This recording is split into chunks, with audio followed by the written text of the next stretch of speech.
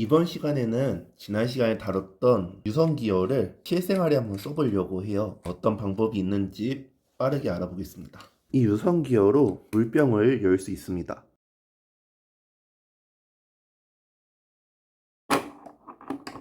이럴 수가. 링기어가 돌아가 버립니다. 이 탄성 때문에 이렇게 움직여요. 움직이지 못하도록 고정대를 설계를 했어요. 부착해서 한번 껴보겠습니다. 유성기어를 물병에 딱 꽂아줍니다. 물병이 안 움직이죠. 병뚜껑을 꽂아서 올려주면 여기 안에 캐리어가 돌아가는 거 보이시나요? 캐리어가 돌아가면서 물병이 열리죠. 그런데 좀 웃기죠? 굳이 이렇게까지 해야 될 필요가 있을까요? 이게 무슨 장점이 있을까요? 이걸로 여는 건 어떨까요? 얘도 물론 이렇게 열릴 겁니다.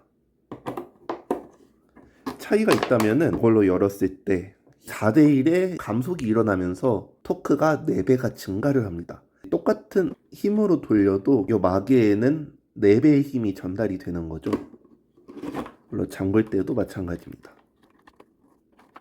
손목힘이 약할 때에는 이 병뚜껑을 여는 게 힘들 수가 있어요. 그럴 때 이렇게 유성기어로 4배를 증폭해서 얘를 돌리면 좀 쉽겠죠. 이번에는 완전히 새로운 물병을 가져왔습니다. 한 번도 개봉하지 않은 거고요. 이걸 열었을 때도 효과가 있는지 한번 보겠습니다.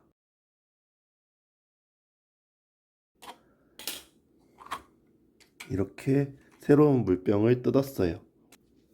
이거보다 더 간단한 방법이 있습니다. 바로 요 오프너를 쓰는 건데요. 갖다 대고 이걸 돌리면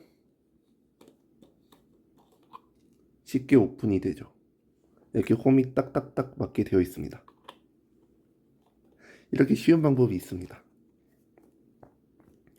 손으로 할 때보다 미끄러짐이 덜하고요. 왜냐하면 이 홈이 미끄러지지 않게 잡아주고 있습니다.